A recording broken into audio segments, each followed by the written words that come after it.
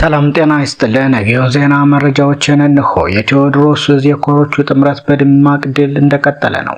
የቴዎድሮስ 3 ኮሮች በመጣመር ፋግታ ለኮማ ወረዳ ላይ ብዛት ያለውን የጠላት ኃይል በመደምሰስ ከፍተኛ ድል ተቀዳጅተዋል። የዛሬ 130 ዓመት ወደ ኋላ አባቶቻችን በደማቸው ታሪክ በመጻፍ ለጥቁር ዘር ሁሉ ክብር ለኢትዮጵያውያን ጀግንነት መግለጫ ኩራት የሆነ ድል ባስመዘገቡበት በወርሃ የካቲት የቴዎድሮስ ጀግኖቹ ከመተከል ጃዊ ጉንበር እስከ ጎጃም አገው ምድር የአባቶቻቸው ልጆች መሆናቸውን ያስመሰከሩበትን ታላቅ ድል አስመዝግበዋል። የቴዎድሮስ 3 ኮር 105ኛ 109ኛ እና 201ኛ ኮር በጥምረት ከቀኑ 6 ሰዓት እስከ 9 ሰዓት በተደረገ ትንቅንቅ ጠላትን ድባቅ በመምታት ብዛት ያለው አሸባሪ መከላከያ ሰራዊት ሲገደል ሞትና ቁስለኛው ማንሳት እንዳይችል ተደርጓል። በዚህም ተጋድለው ከ36 በላይ ጥቁር ክላሽ ከ20 ሺህ በላይ ተተኳሽ ብዛት ያለው ቦምብና ወታደራዊ ቁሳቁስም ተማርኳል። ዙፋን አስጠባቂው ኃይል ያለ የሌለ ኃይሉን በመያዝ ከድሮን እስከ ዙ 23 ከባድ መሳሪያዎችን በመጠቀም ለመከላከል የሞከረ ቢሆንም በነበልባሎቹ ኮሮቹ ከመማረክና ከመደምሰስ አልዳነም።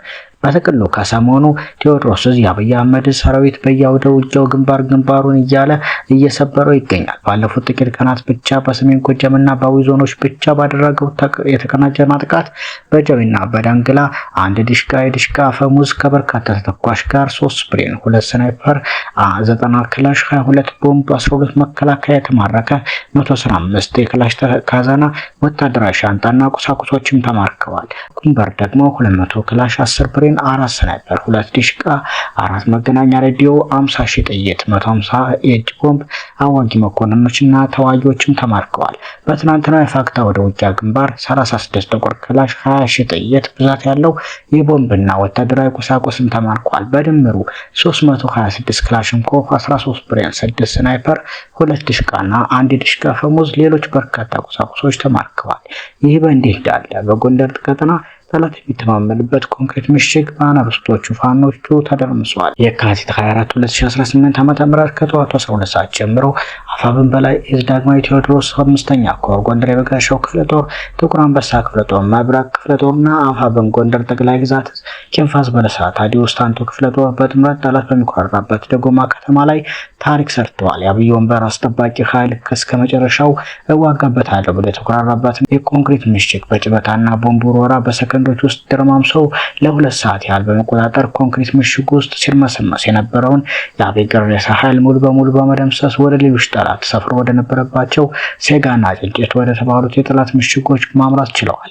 ሴጋና ጭንጨት ላይ ምሽጉ የነበረው ጠላት ሞትና ቁስለኛ ተደርጓል። ከፍተኛ ምትን ያስተናገደው ጠላት የድረሱልኝ ጥሪ ለበላይ አዛዦች ያደረገ ሲሆን ጥሪ የደረሳቸው አለቆቹም ማክሰኝት ላይ ሰፍሮ የሚገኘውን ኃይል ወደ ደጎማ ያንቀሳቀሰ ቢሆንም በጎንደር የበጋሻው ክፍለ ጦርና በጥቁር አንበሳ ክፍለ ጦር አሃድ ድንዛዝ ተብሎ በሚጠራው ቦታ ላይ ክፉኛ ምትን አስተናግደዋል። በዚህ ሰበብ አለቆቹ የሰጡትን ቀጭን ወታደራዊ ትዕዛዝ ሳይፈጽም ሙሉ ጊዜውን በመንገድ ላይ እንዲፈጅም ተደርጓል። ዙ 23 የተባለውን የቡድን መሳሪያ ድሽቃዎችን ይዞ የተንቀሳቀሰው ጠላት የድንዛዝ ከፍተኛ ቦታዎችን በሩምታ ተኩስ ሲያርሳቸው አፍዷል። በዙ 23 መሳሪያ የሚድን የመሰለው ጠላት ሙትና ቁስለኛ መሆኑም ታውቋል። ማክሰኝት የመጀመሪያ ደረጃ ሆስፒታል በቁስለኞች የተጥለቀለቀ ሲሆን ከባድ ቁስለኞችን በሪፈር ወደ ጎንደር ሆስፒታል መላካቸው ታውቋል። በአጠቃላይ በዚህ የደጎማ ወደ ውጊያ የተገኙ ድሎች ከ70 በላይ የሞተ መከላከያና ሚሊሻ፣ 65 ክላሽንኮቭና የቃታ ጠመንጃዎች፣ 45 የወገብ ትጥቆች፣ 95 የእጅ ቦምቦች ለጊዜው ቁጥሩ ያልታወቀ የነፍስ ወከፍ የቡድን መሳሪያና ተተኳሾች ገቢ ተደርገዋል። በመጨረሻም ዳግማዊ ቴዎድሮስ 5ኛ ኮር በሚንቀሳቀስባቸው ቀጠናዎች ሁሉ ያልተቆጣጠራቸውን ከተሞች በእጁ አስገብቶ ለማስተዳደር ወታደራዊ ዘመቻዎች ተጠናክረው እንደሚቀጥሉ ወታደራዊ ፍንጮች ያሳያሉ። ሌላው አርበኛ ምናልባት ይታየው እንዲህ ይላል። አንድነትን የመሻት ህልሙ ከድሮ እስከ ዘንድሮ አንድና የማይለወጥ የማይናወጥ ነው። የትውልድ ህልም በአንድነት የሚፈታ መሆኑን በአስተውሎት ቀድሞ የተመለከተ ለአንድነት በተከፈለና በሚከፈል ዋጋ ተናግረን ከልባችን ባልነበሩት እና ከልባችን ነው መናገር ባቃቱን መሃል ብዙ የጠፉ ፍቅሮችን ይመለሳልን። የቅንነት እይታ በሮች በተከፈቱ ጊዜ የበጎ ነገሮች ወሰን የለሽነትን ያሳየን።